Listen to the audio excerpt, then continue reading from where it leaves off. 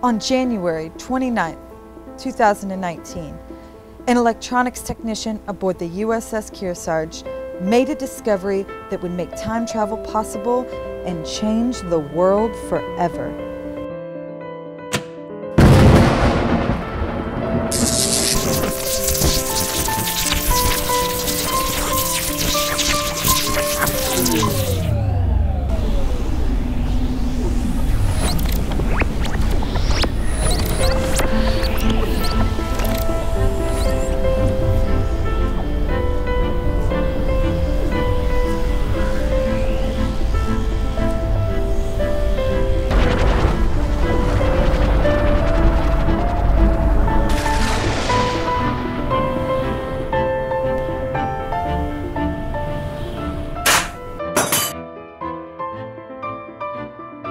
After realizing the implications of such a discovery, and to keep it out of the hands of those who would use it to do harm, an agreement was reached that would benefit them both.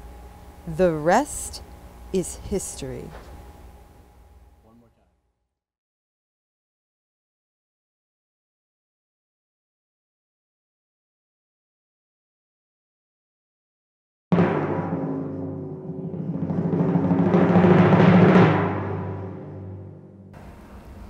How do you do? I'm Navy journalist First Class A.P. DiMestico, and this is Less Bow, More Stern. In today's news out of Vietnam, the Tet Offensive is underway with the siege of Khe Sanh.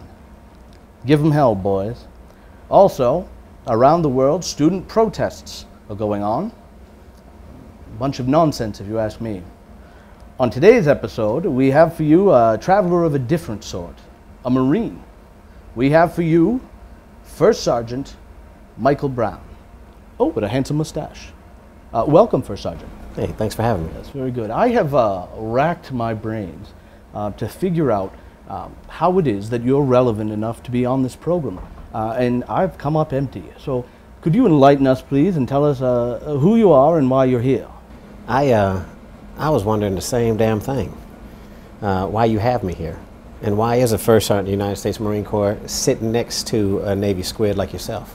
Why is that? Well, I think we have 30 minutes to find out. So let's deep dive this. Yeah. So now, what is it that you do aboard Kearsarge, if anything? Well, I do a whole lot of accountability. I make sure that all the Marines are here and safe and sound. How long have you served? I've served for going on 20 years in October. 20 years. Oh. It's about time then to hang it up. About time to call it a day. Yeah, you're really hanging in there for some reason. Yeah. What right. is it that you... I think I was ready to call it quits, and then my son joined the Marine Corps. He did? Yeah. Oh, very good. I have a son that's in the Corps, and he has kind of re-energized me. Made me want to stick around for a little bit longer. Very, very good. Yes. And what's that like? What does your son do, if you don't mind my asking? Yeah, so he's in student status right now at the School of Infantry, going through reconnaissance school. A recon Marine. Very good. Yeah, that must be some mixed emotions for you. On the one hand, I imagine you're quite proud of your son for his accomplishment. On the other, utter humiliation, knowing your boy is more of a man than you. I imagine that's difficult for you. Yes. So I have your bio here. It's terribly written, by the way, but I can't say I'm shocked as you're a Marine. I am impressed, however, that it's typed. Usually writing of this caliber is committed to paper and finger paint. It says here that you started your career in the infantry. Is that correct? That's correct. Yes. Now, was that your choice, or is that just the only appropriate outfit for someone of your ASVAB scores? Yeah, that's the only option I had. Yeah, sadly. Oh, so it's not a joke? No. Oh. Well, this is terribly awkward. Since joining the infantry, you've abandoned that community, is that correct? I wouldn't say abandoned. No. No. Left them in the lurch? No, I wouldn't say that either. I wanted to venture off and be able to go where the ace is at. I wanted to go where the artillery is at. I wanted to go where the Navy was at. I wanted to go to all these other places and not just be stuck in the infantry field. Semantics, really. It sounds like abandonment to me, but I also received information that you've been accepted into the Army's Sergeant Major course. That's correct. Oh, congratulations, that's wonderful. Appreciate it. Yes. So tell us about that. So they put in about 300 applications throughout the Marine Corps, all the first sergeants and master sergeants around, and they'll choose anywhere from 2 to 4 folks, 2 from the East Coast, 2 from the West Coast, and somehow Mike Brown's name came up. Very good. And what does that mean for you in your career? It means that I'll be leaving the ship early. And that means I'll be going to Texas at a Army base called El Paso, Fort Bliss, and I'll attend their Sergeant Major Academy for the next 10 months of my life. And is that a coveted position, opportunity? I'd say so. It's going to further my allied skills, my joint skills and knowledge, and give me an opportunity, a better opportunity, I think, to pick up Sergeant Major. Oh, very good. Yes. I think it says something about your branch when an Army course is considered higher learning. Walked into that one. You know, we've reached the point in this show where that I've been desperately avoiding, and that is the powers that be have asked me to introduce our soundboard operator, a man named Bateau. He came to me when he was thrown from every other department on the ship, when his next stop was over the side, and they were about to throw him over the side. Somebody discovered that he could operate a soundboard, and the Triad, in their infinite knowledge, saw fit to stick him here with me. Ladies and gentlemen, Bateau. I don't know why you're smiling. Yes, he's really quite simple. I gather from your physique that you are often in the gymnasium. Is that accurate? Yeah, I'd like to work out every now and again. You do? Yes. I've also been told that you are known to perform a feat known as the peck bounce. What do you mean? Well, I should say we're 5 months into deployment, and perhaps you shouldn't do that here. It's probably best. It might stir in me some emotion that I'm not comfortable having on television. Although it doesn't say so in your terrible bio, my liaison tells me that you are married and have 2 children. That's correct. Yes. Very good. Yeah. And what has it been like 20 years of service as a married father of 2? It's been a challenge at times. Folks ask my wife, how is it that you can stay married to Mike Brown for over 20 years now? And she says he travels a lot. So that helps out. I got a beautiful daughter. She's 14, amazing. All she wants to do is be a Marine as well, and I'm going to steer her clear from that, though. And why is that?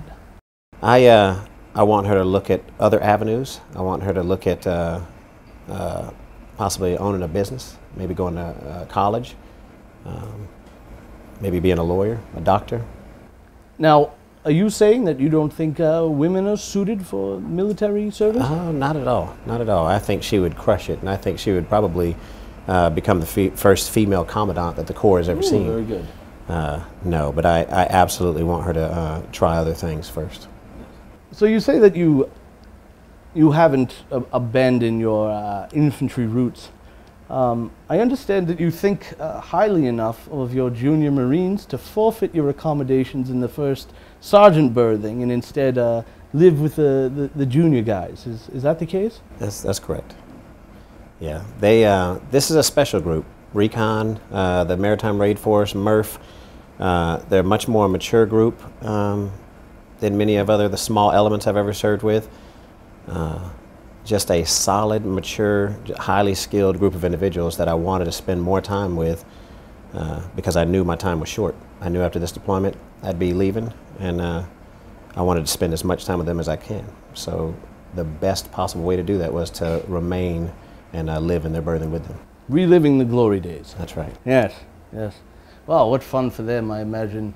What junior Marine doesn't want to live amongst the snoring and flatulence of a middle-aged man? It's every boy's dream. It says here that you and your Marines recently returned from an exercise in a country called Kuwait. Yeah, that's right. Yes. What was that? Was it the usual menu of Marine destruction, firefights and explosions and foul language? It really was, and you couple that with jumping out of a plane from about 20,000 feet, diving, you know, going out there into the water, doing their scuba diving, setting up explosives, going to ranges, shooting rockets, shooting heavy machine guns. Yeah, they did a hell of a job. Excuse me.